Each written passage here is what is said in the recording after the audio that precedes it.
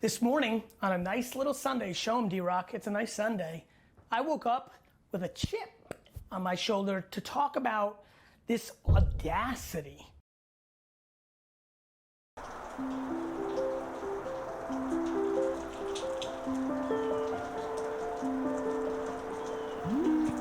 Oh, you're kidding. Hi. I'm just, look, I'm not gonna lie, you've kinda caught me at not the best time here. It's not that I'm doing anything super important, per se, it's just that, kinda zonking out on some Slime Rancher here, and I'm not really in the most verbose state of mind. But I suppose, since you're here now, and we don't see each other that often, I could, show you a bit of what I'm doing here. It's actually kind of dumb, really. You see, I'm not really so much into high-stakes, high-speed gaming. I don't care for shooting or fighting or... Oh, well, actually, I kind of like Fortnite. Racing isn't really my thing. Oh, no, well, I like Mario Kart. Killing or competing in general is just off the table. Oh, no, I guess there's Fortnite, but you get the idea. I'm much more of a farm these beats, visit the local tavern, collect these gay little stars kind of fella. I just don't find my version of an enjoyable challenge to be an aggressive one, is all. Right, so, Slime Rancher. I love games like this because I don't have to try or think too hard. I abduct the little pinks, I imprison them and exploit them for their resources. I sell said fruits of inhumane exploitation to people I don't know for lots of money, which I can use to buy better tools with which to abduct, imprison, and exploit the little pinks. The circle of life is a beautiful thing, and I want you to take that to bed with you tonight. And to address the obvious, yes, this can get boring. I mean, any sort of overly repetitive routine is going to weigh down on your short, miserable existence, but when I see no difference in how I treat these slimes and how the most powerful people in this country treat us, I start to prefer losing myself in the cute, cuddly version with cubed strawberries and honey poops. I'm sorry. I can be so pessimistic sometimes, I know, and I want to change that. I mean, I accepted a long time ago that you can't control what happens to you, but you can control how you react to it and what you do with it. Sometimes, though, you need a little push to get you on your way to where you want to be, because a change of mind is a scary one. Staying where you are will always feel the most natural to you, even if you aren't happy.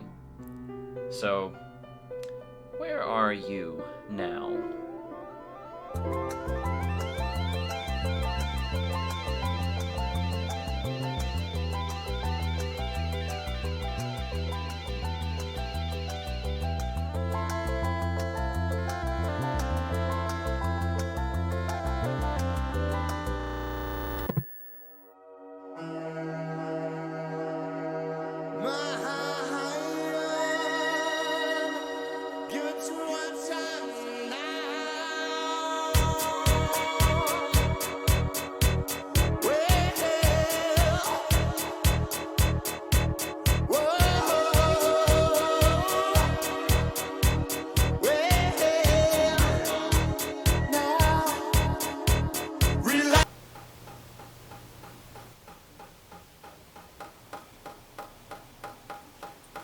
You know, sometimes in our day-to-day life, I think it's fair that we can feel a bit defeated, a bit aimless, a bit, lackluster, for lackluster of a better word. I don't know about you guys, but my lack of motivation, my constant existential anxiety has made it very difficult to get my bag up and be on that grind. So I thought we'd take a look at some videos today to figure out how we can get back on track, find ourselves a little bit, feel something. What does it mean to be an entrepreneur? I can tell you this, it is not for the faint in heart.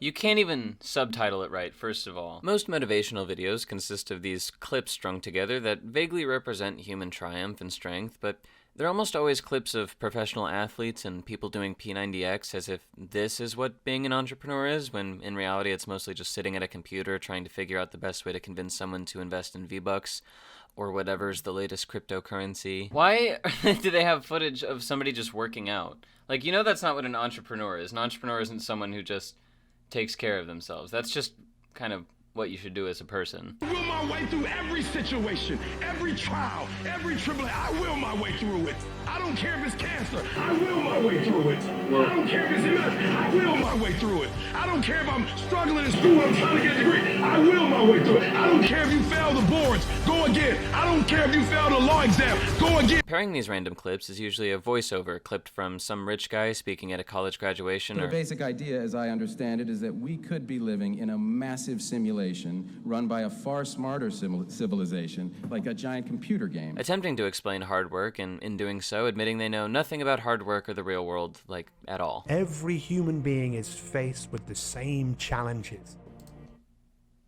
No. But what is an entrepreneur? So there are two sides to the coin of entrepreneurship. There's heads and there's tails. And most people fail to see tails. They see heads, but they don't see the blood. They never see the blood, the sweat, the tears. They never see the grit. They never see the grit. What is this? Is this supposed to be what an entrepreneur goes through? First of all, if you're so poor you don't even have any furniture, like, how did you order a pizza? See, this is what they don't tell you about entrepreneurship. There's so much sitting by yourself in a pretty nice outfit with your very expensive phone in an apartment with no furniture, no shoes, eating a pizza that you only got one slice of? Is that what it's supposed to be, or did he just eat the whole pizza by himself? Why did you even need to put it on that piece of paper? Like, just pick up the pizza and put it in your mouth. Who made this word, entrepreneur? I believe God has made it, because when most of us hear that, we get 10 times motivated. I can't explain the reason for that. It's like someone reminding us about breathing when we are under the water. Whenever you come across these videos, it's very refreshing to see that only 46,000 people have seen this. The majority are living in a fantasy world. The minority knows that the world is a facade and feel compelled to create a new world in which to live in. What a motivation video. This was so much valuable. The cinematography is... downloaded stock footage. Okay, but like... I'm not gonna be that guy. I'm not gonna sit here and say that all entrepreneurs are big dummies who can't talk good because some 14-year-olds who saw The Wolf of Wall Street have figured out iMovie. I mean, who are they to represent people like, say, Gary Vaynerchuk? I mean, this man has single-handedly, that's with his own hands and nobody else's, built an empire from the ground up off of nothing but work ethic, perseverance, and just cutting back a little on the avocado toast. And at the revenue we're at, it's a $1 billion company if I was to sell it today. It's a big-ass fucking company. That's what I actually do. When everyone's like, what does GaryVee actually do? What the fuck's he do? I'm like, do you not know that I run a 1,500-person global... Your office. Like, I have a real company. Yeah, but what does the company do? The company provides social media and strategy services to Fortune 500 companies. Okay. So you hit up people who are already billionaires, and you give them the right hashtags to use, and you tell them how to make a YouTube short. Media consulting services. That's just code word for fucking nothing. It's just a bunch of rich guys sitting in an office all day making PowerPoints and visuals and being like, it's about the future. Because I was building my dad's business, and because in family business you don't get paid, I had no fucking money. I started VaynerMedia in Buddy Media's conference room because I didn't want to have any rent fee at 34. The only thing I inherited was my father's business, a $3 million business. Yeah, that's the only thing I inherited, was a $3 million business that was already functioning. And you don't have shit? You can get shit. Just because you're 31, but your buddy's making $1 million on NFTs, or your best friend's girl's making $4 million on TikTok, you don't have to feel like a piece of shit. We're in the first quarter. Just because you're not winning at 23 or 27 or 32, you're not finished. And by the way, what's winning? It's about extracting the core message. You know, maybe I can't relate to my buddy making $1 million off NFTs, or my friend's girlfriend making $4 million on TikTok. Maybe it's not about the fact that everyone should just find some shitty JPEG of a monkey and get involved in a pyramid scheme to get millions of dollars and be on their grind. Maybe what I should take from this is that he's right. We're only in the first quarter. I shouldn't feel shitty because I don't have the life that I want to build for myself at 21 years old, almost 22 years old. I got time. Thanks, GaryVee. I think everybody lies to themselves. Some people are meant to be B and C players. And I'm pissed that the narrative now is that you need to be a number one and have your company, because a lot of people are gonna lose or leave money on the table. You want people to be self-aware, but you're basically just saying, other people, stop trying to pretend you're gonna be rich. You're just meant to work at Subway. Someone's gonna have to run that Subway, and I'm sorry, but that's you. I don't make the rules, I'm sorry. Too many people try to be like me because it's sizzly and it's sexy and people want to be charismatic and on stage. But you can't get away without sucking your own dick for a little bit, can you, Gary Vaynerchuk? You can't go on. I mean, even, you know, most people would think even higher of you if you only talked about, like, critical things about yourself, like the things you struggle with. But the fact that you said 2 sentences, maybe, about how you do have some shortcomings, I won't list them, but sure, I have shortcomings. As soon as that is known, but I mean, everyone does want to be me. Everyone wants to have my sexy, hot, charismatic, rich, awesome, extravagant, rich, sexy, hot, charismatic, sexy, hot life. So many of you do so many things better than I do. You can look at like how Shut the and you just need to accept what's yours and go in on that. Then you've got a starting point to success. Like, what the watch the clip from the end of Breaking Bad? You realize the context from this is... How could we as mortals understand the true desires of God? This one I had to look at because it's called Highest Paid Mafia Boss Discusses His Steps to Success. And I'm confused if, like, I'm supposed to, like, take advice from the highest paid mafia boss? You know, he's like, this man is probably responsible for so many deaths, murders. But I guess it's not about the specifics. It's about the core message, right? Let's see what the highest paid mafia boss in the world has to say, I guess. If I'm a made guy, and I'm arguing something, and I'm lying, and you know I'm lying, you can't call me a liar. If you call me a liar, you lose the argument automatically. You have to figure out a way to what make the people fuck know is that he you're talking about? And I think the way people look at the world right now, because it's such an incredible time, is actually the quickest tell to who they are. If you think it sucks or it's bad, you have losing, pessimistic DNA. And if you think it's awesome and phenomenal, you have optimistic, winning DNA.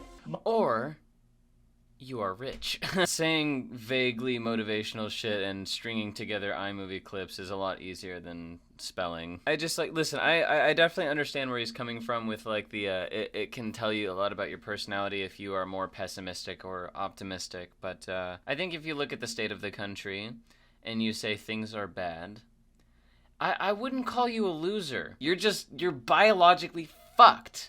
You are biologically a big pussy loser. You know, I worked every Saturday of my 20s.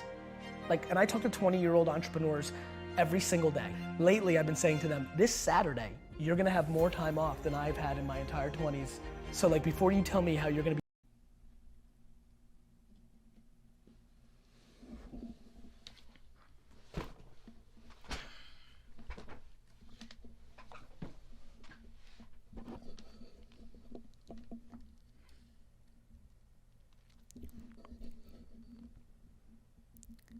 Shut the fuck up. Please. An idea comes, and you see it, and you hear it, and you know it. How does it come? It comes like on a TV in your mind.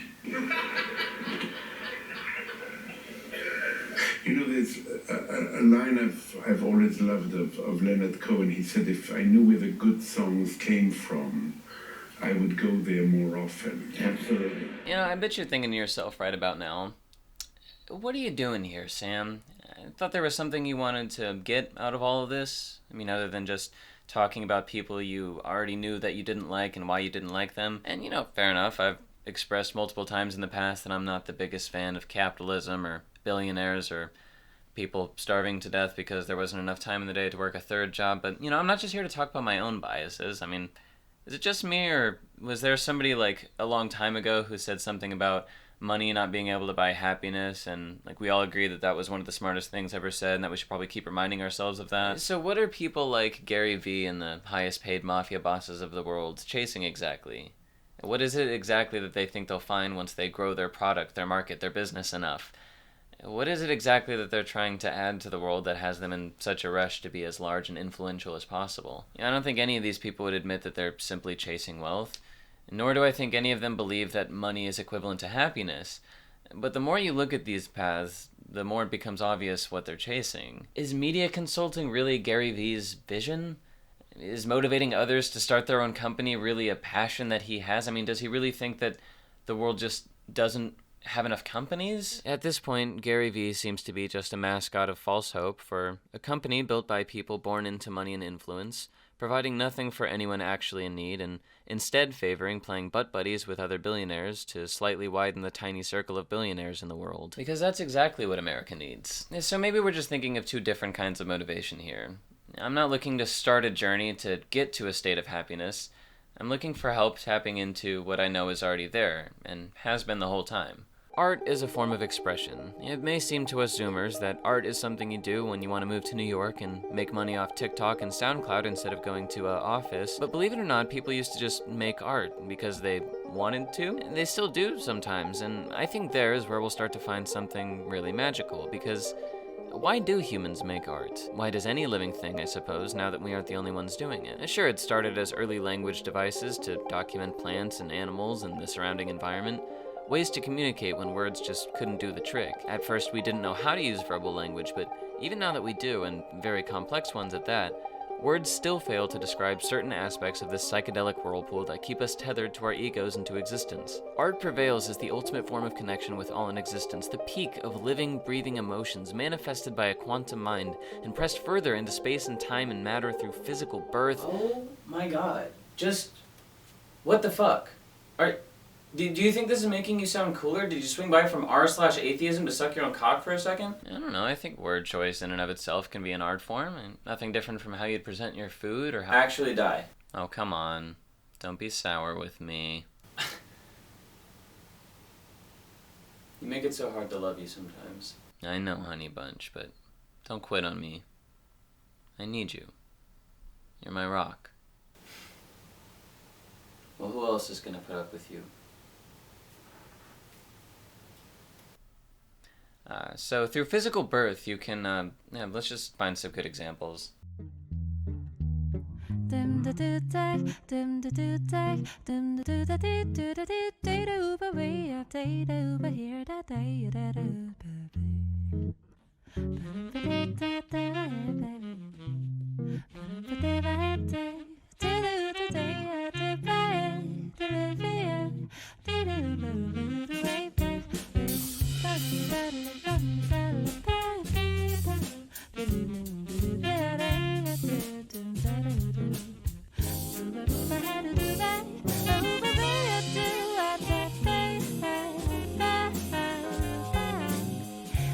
TikTok has brought out a lot of things I don't like about modern entertainment and consumption, but more importantly, it's brought out some of my favorite qualities of humanity. Making music on your own is a very difficult thing, and for a lot of artists, they find they have something they want to express, but don't have proficiency in all fields needed to write, record, produce, mix, master, and distribute songs. But with TikTok, musicians have found a platform in which posting a clip of a half-finished guitar riff is not only acceptable, but welcomed. It's a space of collaborative effort, of making art with each other no matter how far away you are, how similar you are, what your opinions or beliefs or hopes or dreams or deepest fears are. In my Lonely in America video, I gave the analogy of the building blocks of the universe bonding together to build something greater, like protons, then cells, then bones and muscle and brain, society, etc.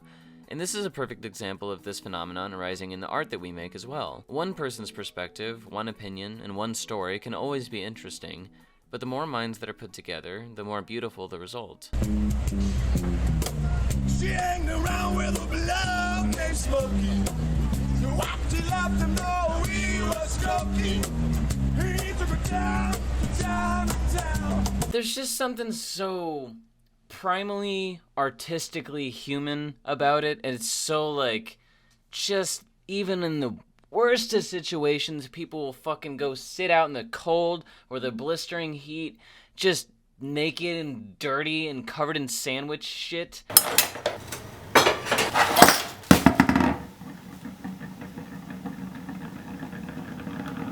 And they're just jamming. They're just grooving. Get it! I'm pretty sure this was not planned. I'm pretty sure the guy on the right was just already drumming, and the guy on the left like came up and he was like, "Yeah, sure, join me."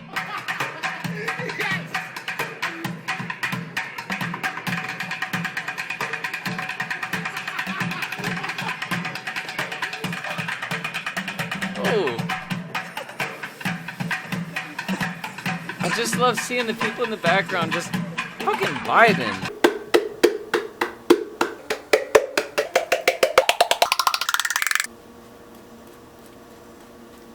I feel something clicking a bit here. I mean, these people have no idea who each other are. They might not even speak the same language or have anywhere near the same ideas for the future, and yet here they are. And something has brought these people closer than ever, faster than anything we've ever seen.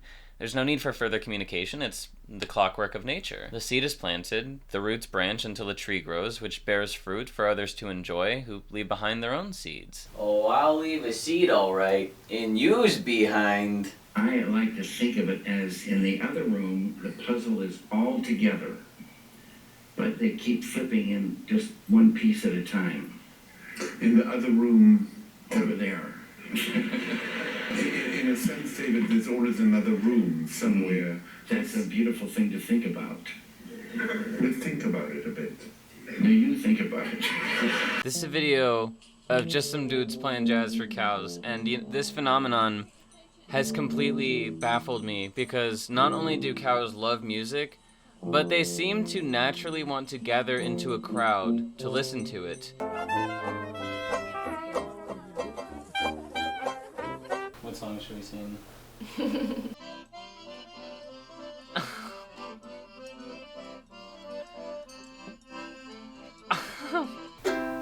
Here's a little song I wrote. You might want to sing it note for note.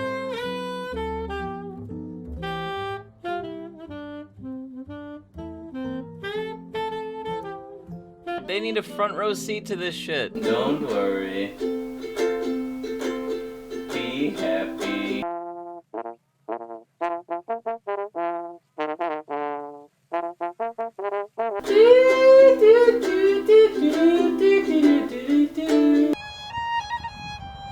Oh my god.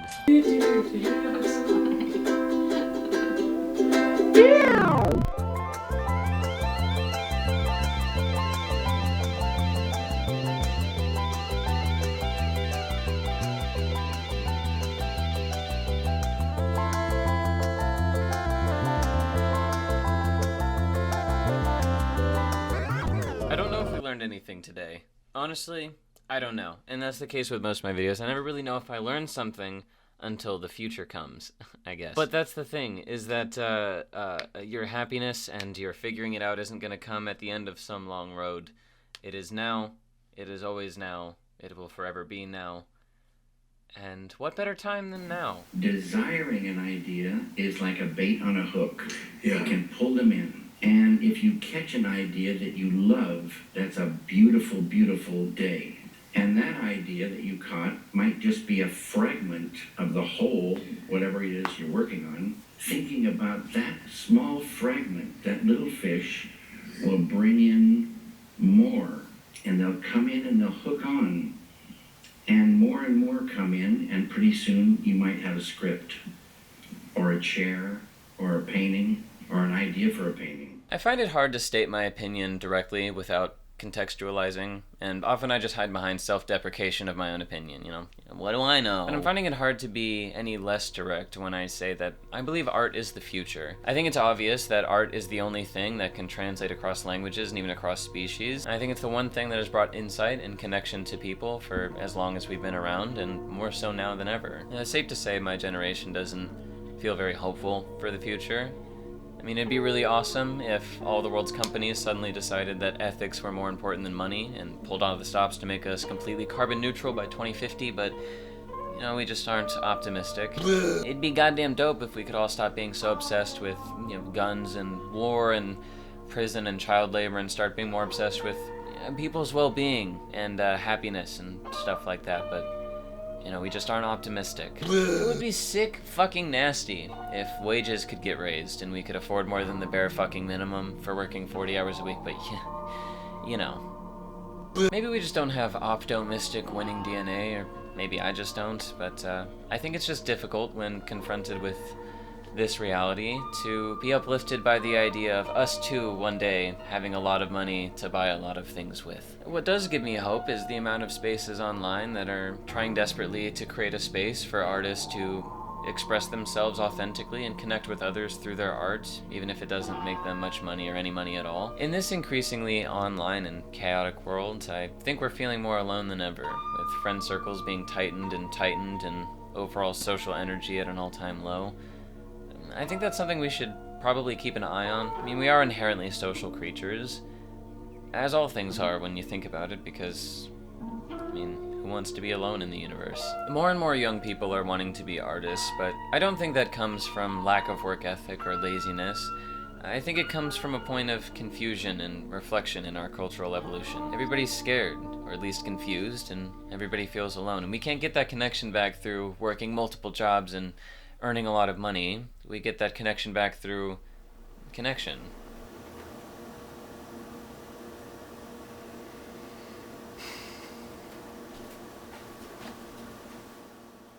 I came pretty close to biting it back there. I never would have gotten out of there without your singing. It's amazing how strong that song was. Music is powerful, man. It speaks to a primal pit in our brains. It makes anyone want to get up and get their knees going. Gotta get them pumping, pumping, pumping. Boom, boom, boom, boom, boom. What do you think, Music Hall? Jake's right. A good song can really wrap people up in a mood, better than any words alone could. Actually, I've been working on a new song myself. It's about a really specific feeling that's hard to describe. Would you like to hear it? Sure. Yeah.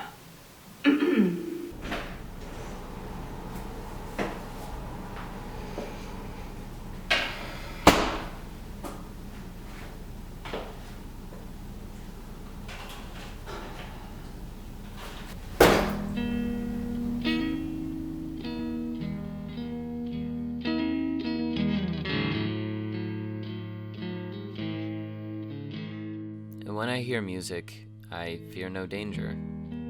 I am invulnerable. I see no foe. I am related to the earliest times and to the latest. All the pot dealers I used to know only sell methamphetamines now. I can't help but cry 'cause the water supply has been poisoned in this river town. A friend of mine came to the house. We sat on the porch and he poured his heart out. Then he showed me the sores on his body, and I felt so sorry.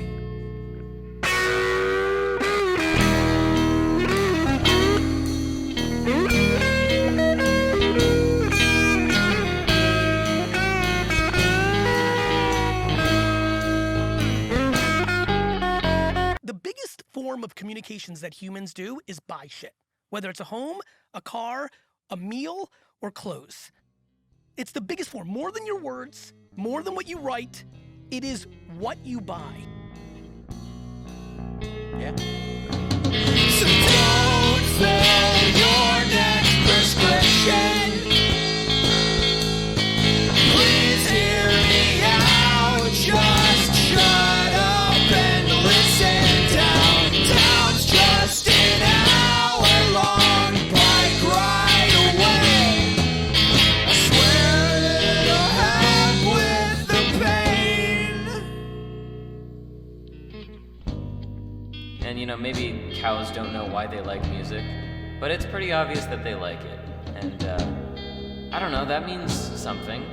That definitely means something.